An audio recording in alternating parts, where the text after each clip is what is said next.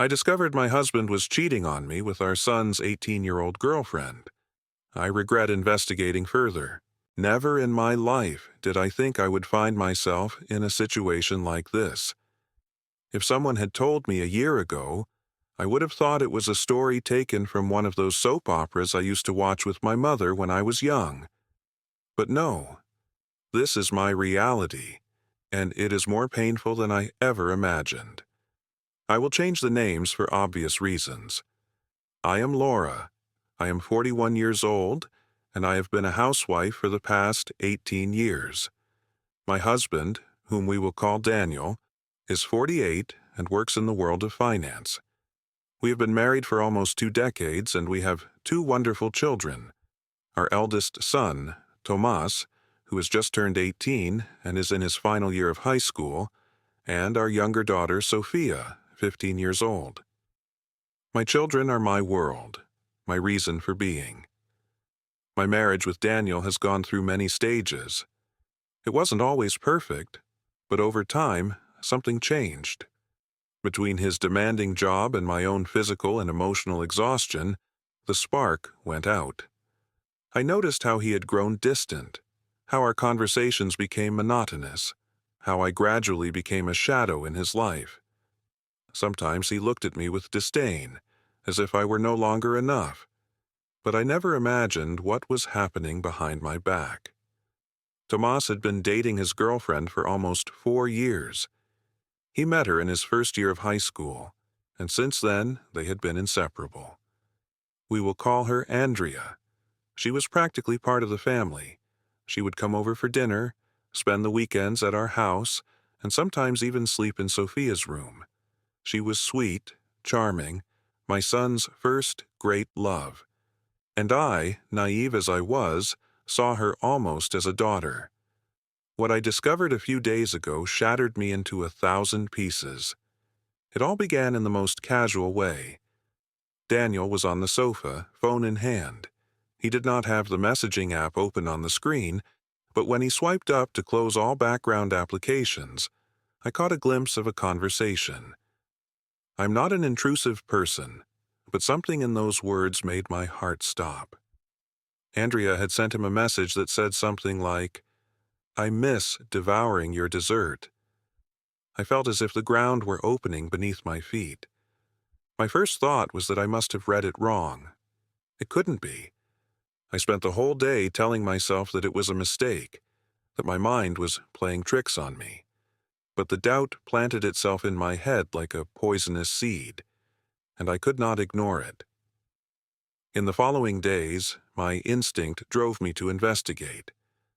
I did not want to be that woman who checks her husband's phone, but something inside me told me that I had to do it. And what I found confirmed my worst suspicions. On his computer, he had a hidden folder full of videos and photographs of adult content, most with themes of domination and submission. I never imagined he had that kind of addiction.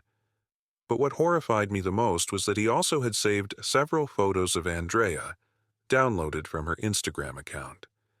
They were not inappropriate photos, but the very fact that he had them there, along with everything else, sent a chill down my spine. I kept watching his phone whenever I had the opportunity. What I discovered made my blood boil. His messages with Andrea not only confirmed that they were having a relationship behind my back, but they were also mocking me. They were cruel, ruthless. Daniel had turned all my insecurities into jokes to entertain a girl who could be his daughter. They mocked my body, the way I dressed, my age. In one message, Daniel wrote, "Can you believe she tried to wear that dress last night? She looked like a sausage about to burst." Andrea responded with a mocking laugh and laughing emojis. Oh my God, how horrible.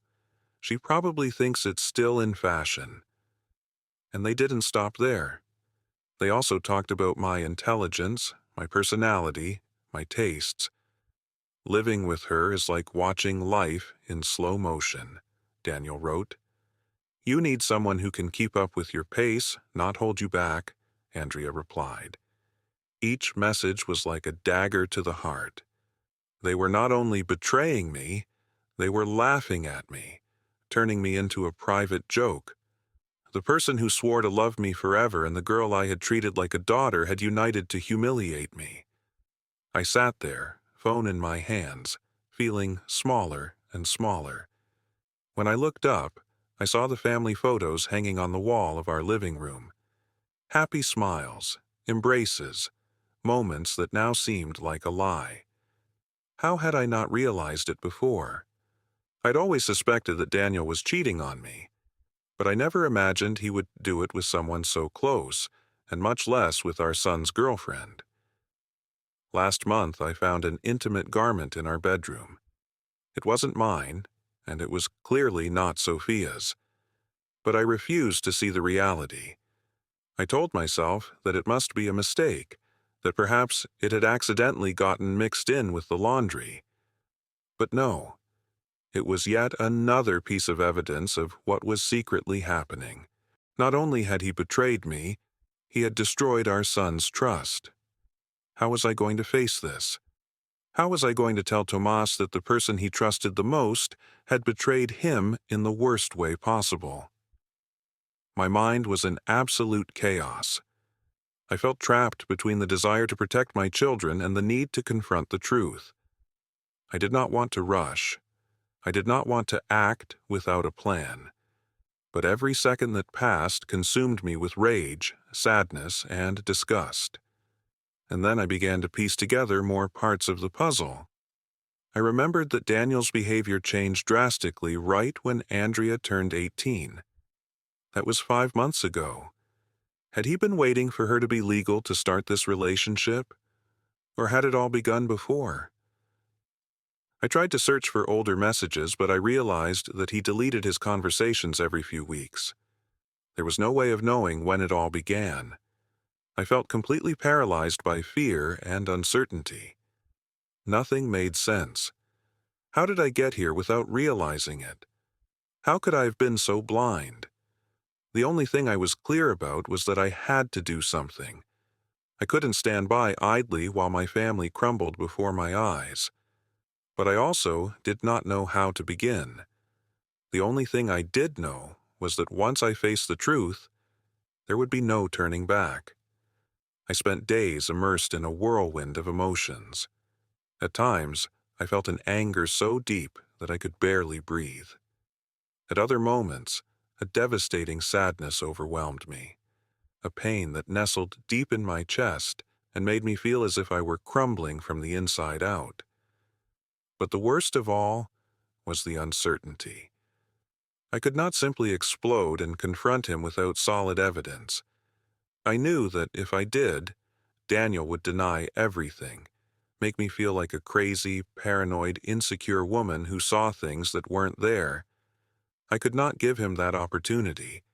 I had to be strategic. So I began to gather evidence. The first thing I did was take screenshots of all his conversations with Andrea. I could only recover the last 3 months from his iCloud, but it was enough. Explicit messages, dirty words exchanged with a young woman who was just beginning her adult life, derogatory comments about me, about our marriage, about the family we had built together. Each screenshot was like a dagger that pierced my chest, but I forced myself to continue. Then, I checked his call history. I discovered that they talked on the phone for hours, almost every day. Sometimes, even while I was sleeping in the next room. It was then that I decided that I was not only going to expose his betrayal with Andrea, I knew there was more. So I delved into his computer, into every corner of his private world. What I found took my breath away. Daniel not only had a folder full of explicit videos and photographs, but he also frequented forums and chat rooms for casual encounters. I discovered that he was on multiple dating apps and that he had specific search filters for women between 18 and 22 years old. There were messages exchanged with several young women, some clearly much younger than him. Photos, indecent proposals, payments to OnlyFans models. He was a predator. At that moment, the disgust surpassed the pain. He was no longer just my unfaithful husband. He was a man with an unhealthy obsession with young girls, someone who had crossed a line that went far beyond a simple affair. I forced myself to continue. I searched every drawer, every space where something hidden might be. I found a box hidden in the closet of our bedroom behind his clothes. When I opened it, I felt as if the air was taken from me. There were toys, handcuffs, blindfolds, lubricants, and worst of all, costumes. A short skirt styled like a school uniform, an outfit of a French maid. The meaning of all this was evident and repulsive. I could no longer pretend that this was just another infidelity. The next thing I did was to protect my children. I went to pick up Tomas and Sofia from school and took them directly to my brother Alejandro's house. I could no longer stay under the same roof as Daniel, not for another second. I knew I had to tell them the truth, but how do you explain to your children that their father is a monster? When we arrived at Alejandro's house, both of them immediately sensed that something was wrong. My hands were trembling, my breathing erratic. I sat with them in the living room, my brother by my side for support. "Mom, what's happening?" Sophia asked, frowning with worry. My heart pounded fiercely in my chest. Tomas looked at me with a tense jaw, as if he already knew that something terrible was about to come out of my lips. "It's about your dad," I began with a trembling voice. "There's something I need to tell you." And then, I told them everything. I recounted every detail as gently as possible, trying not to destroy them in the process. But there was no gentle way to say it. Tomas turned pale, his face shifting from confusion to anger in a matter of seconds. Sophia, on the other hand, exploded in a scream of fury. "How could he do this to us?"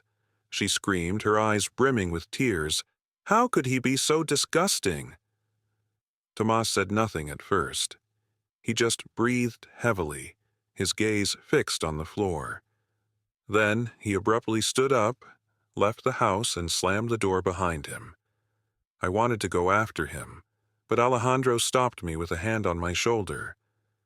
"Let him breathe," he whispered. "He needs to process it." Sophia stayed with me, crying with anger and pain. Hours passed before Tomas returned. His expression was one of pure determination as he sat in front of me. "Since when?" he asked in a rough voice. "Since when have they been together?" "I don't know for sure," I admitted, "but I think it's been since he turned 18. Maybe even before." My son's face contorted with a mix of anger and disgust. "I don't ever want to see her again," he said coldly, "and I never want to see that guy again." His tone was firm, but his eyes reflected the devastation of someone who had just lost not only his girlfriend, but also the image of the father he once admired. I was also shattered, but I couldn't afford the luxury of breaking down. The next morning I met with Andrea's mother. I told her everything. At first, she did not want to believe me.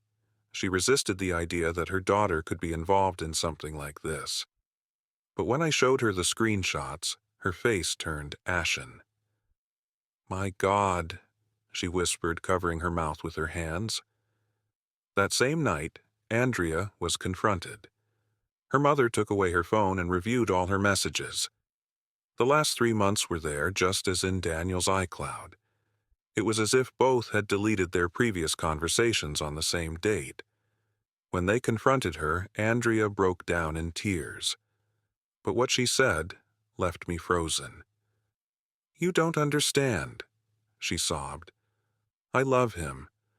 I did not want to see him for what he really was, a manipulative older man who took advantage of her vulnerability." Her mother tried to make her see reason, but Andrea was completely blinded.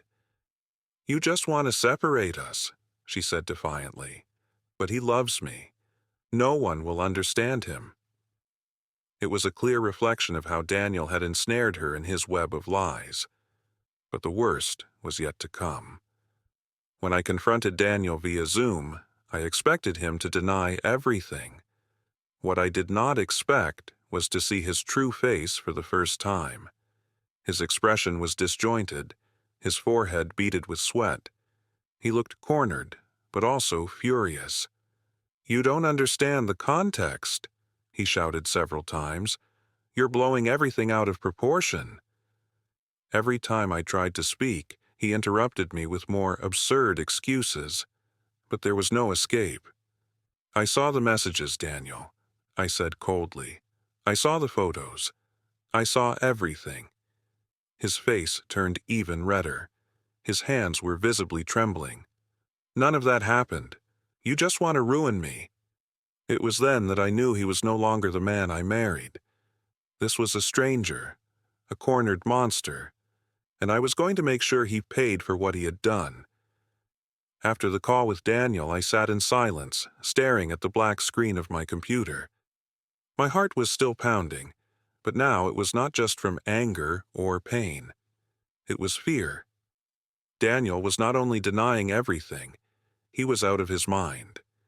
His attitude was not that of a repentant man, nor of someone trying to justify his actions with some elaborate lie.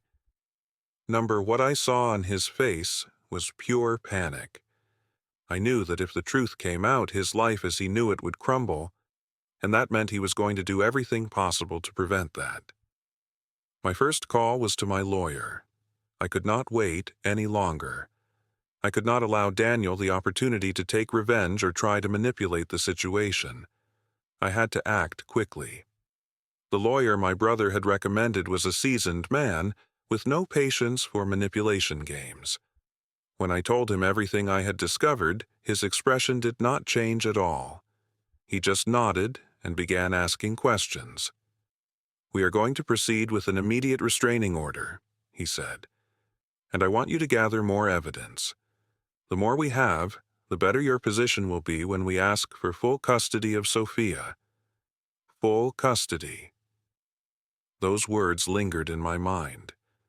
A few weeks ago, I would have never imagined ending up here, fighting to protect my daughter from her own father. But after seeing his reaction on the call, after witnessing his erratic and uncontrollable behavior, I knew I could not take any chances. I sent my lawyer all the screenshots, the call history, the records from his dating apps, the evidence of his transactions on OnlyFans. Everything. "This is bigger than I thought," he said in a grave tone. "This is not just about infidelity. This man has a pattern of dangerous behavior." I had no idea how much more complicated everything was going to get. Meanwhile, at my brother's house, the tension was unbearable. Tomas remained silent most of the time, lost in his thoughts. He did not mention Andrea, nor did he mention his father. He simply stayed present, but without really being there. Sophia, on the other hand, was full of rage. "Mom, I can't believe that this man has lived with us all these years and I never saw what he really was," she said one day, tears in her eyes. "It disgusts me." She was beginning to recall things from the past, small moments that now took on a completely different meaning. She told me that some of her friends had always felt that Daniel had an unsettling presence when they went to our house. They said he looked too closely, that he always found an excuse to be near us when we were in the living room or kitchen. They never made any serious accusations, but now it all makes sense. Guilt struck me hard. How had I not noticed any of this? My husband was not only an adulterer, he was a man with disturbing behavior, and he had been under my own roof for years without me suspecting it. Meanwhile, the situation with Andrea was worsening. Her mother called me one night, desperate. "Laura, she is out of control," she said in a broken voice. "She keeps seeing him. She sneaks out of the house, yells at me when I try to talk to her. She tells me I'm jealous because he loves her." I closed my eyes, feeling a surge of frustration and sadness. Andrea was a victim in all of this, but I did not want to see it. Her mother told me that Andrea had tried to contact Daniel over and over again when all this came to light, but at first he had ignored her. However, in recent days, they began secretly meeting. "If I kick her out of the house, she'll go straight to him," her mother said. "I don't know what to do." Andrea was trapped in a web of manipulation that she couldn't recognize. And the worst part was that Daniel knew it. He knew exactly how to make her dependent on him. But I had something he did not count on: evidence. And soon, her entire world was going to collapse. The restraining order was issued within days. Daniel could no longer come near me or Sophia. Temporary custody was placed in my hands, and any contact with us was forbidden until the legal situation was resolved. His reaction was furious. He tried calling me several times, but I never answered. Then he tried to contact Tomas, who simply blocked his number. Sophia also refused to speak with him. And then a message arrived from an unknown number. "Do you think you can take my children from me? You haven't beaten me. Don't you dare make this bigger than it already is." My blood turned to ice. I reported it immediately to my lawyer, who assured me that we would add it to the divorce file and the restraining order. Meanwhile, the situation with Andrea continued to worsen. Her mother called me, completely distraught. She says she's going to go with him, that she's going to move in with him, and that no one can stop her. This was no longer just a story of betrayal. It was something much darker. I knew that Daniel was in a panic. I knew that if Andrea continued clinging to him, she might do something desperate. And then, the news came that changed everything. I received a call from my lawyer a couple of days later. "Laura, you need to sit down for this," he said in a grave voice. I was frozen. "What's happening?" "Daniel has been investigated further, and we have found evidence that Andrea wasn't the first." The air left my lungs. "What are you talking about?" "We have discovered that he has been in contact with several underage girls over the past few years. Not all have spoken up, but there are messages, call records, money transactions. This goes beyond what we imagined." I felt sick. Daniel had not only destroyed our family, he had been involved in much darker things than I ever imagined. And now, his life was about to crumble. All that remained was to wait for the final blow. The news of the investigation left me completely paralyzed. I knew that Daniel was a traitor, a predator in the most disgusting sense of the word, but I never imagined that his history would be even darker than what I had already discovered. The lawyer explained to me that after the restraining order was issued and the evidence I had provided, the authorities began to scrutinize his online activities more thoroughly. They not only found evidence that he'd been in contact with several young girls over the past few years, but that some of those interactions began before those girls turned 18. There were records of payments to underage girls on explicit content platforms, chats where he asked the girls their age and then tried to get them to lie about it. There were also testimonies from at least 2 young women who, although now of age, claimed that Daniel had tried to seduce them when they were still teenagers. "This is no longer just a complicated divorce case," my lawyer said. "We are entering criminal territory." The floor seemed to move beneath my feet. "What does that mean?" I asked, though deep down I already knew the answer. "It means he could face serious charges. We are working with the authorities for a thorough investigation. If they find enough evidence, there could soon be an arrest warrant." The information hit me like a speeding train. On one hand, I felt a surge of relief. Finally, this disgusting man would face the consequences of his actions. But on the other hand, fear coiled in my chest like a snake. Daniel was a cornered man, and cornered men can be dangerous. I made sure that my brother's house was even more secure. We installed security cameras, reinforced locks, and kept someone at home at all times. We couldn't take any risks. Meanwhile, Andrea remained lost in her sick fantasy. Her mother called me crying once again. "I don't know what to do," she sobbed. "She left last night and didn't return until dawn. She won't tell me where she was, but I know she was with him." It was exasperating. "We have to get her out of that situation before he drags her further," I said firmly. "If the authorities are investigating him, sooner or later, everything will come crashing down. And when that happens, she has to be far enough away to not fall with him."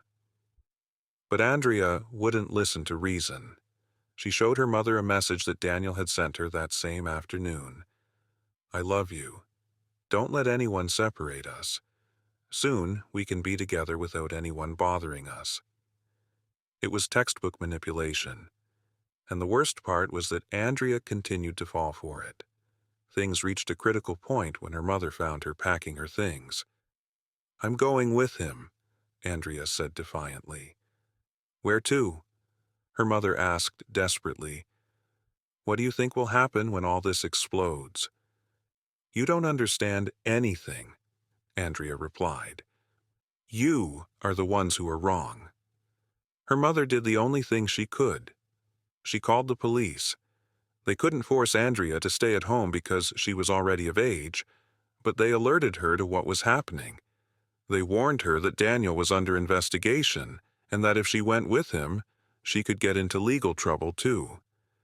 That made her hesitate, at least for the moment. Meanwhile, the investigation against Daniel advanced quickly. One day, while we were at my brother's house, my lawyer called me urgently. "Laura, an arrest warrant has just been issued against Daniel." I could hardly breathe. "What?" "The authorities found enough evidence to press charges. He will be arrested at any moment." I didn't know whether to laugh or cry. It was what I had been waiting for, what I knew was bound to happen sooner or later. Hours later, the news arrived.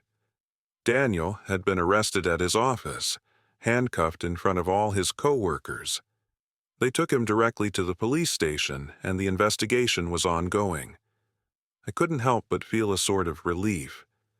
It was over, or at least, that's what I thought. Even though Daniel was behind bars, the shadow of everything he had done still loomed over us. Tomas found out about the arrest through social media before I could tell him. I found him in the living room, holding his phone with a hardened expression. "So they got him," he said quietly. I nodded. "Yes. What are they going to do to him?" "They are investigating him. He may spend a long time in prison." Tomas clenched his jaw. "He deserves it." I approached him and put a hand on his shoulder. "You don't have to carry this burden, son. It's not your fault." For the first time since all this began, his eyes filled with tears. "But he was my father." His voice broke, and my heart shattered into 1,000 pieces. Sophia, on the other hand, didn't want to hear anything. "I never want to hear his name again," she said. "He does not exist for me." It was a harsh response, but understandable. As for Andrea, her world also crumbled when she found out about the arrest. Her mother called to tell me that she had been locked in her room all day, not wanting to speak to anyone. But that night, I received an unexpected message. It was from Andrea. "I need to talk to you." At first I didn't know what to answer. What could I say to her after everything that had happened? Finally, after thinking it over, I told her that we should meet at a cafe the next day. When I saw her, she looked like a completely different person. Her face was pale, her eyes swollen from crying so much. She sat in front of me and lowered her gaze. "I'm sorry," she whispered. I said nothing. I waited for her to speak. "I don't know how I let myself be deceived," she continued. "I thought he loved me. I thought that—" Her voice broke and she covered her face with her hands.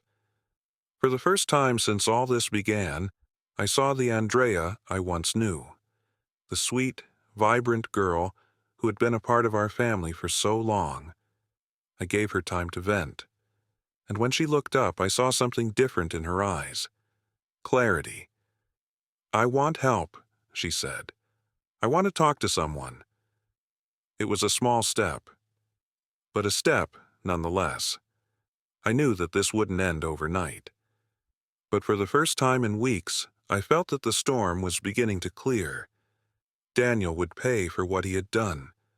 My children, Andrea and I, would survive. And although the pain would remain for a while, I was certain that one day we would finally heal.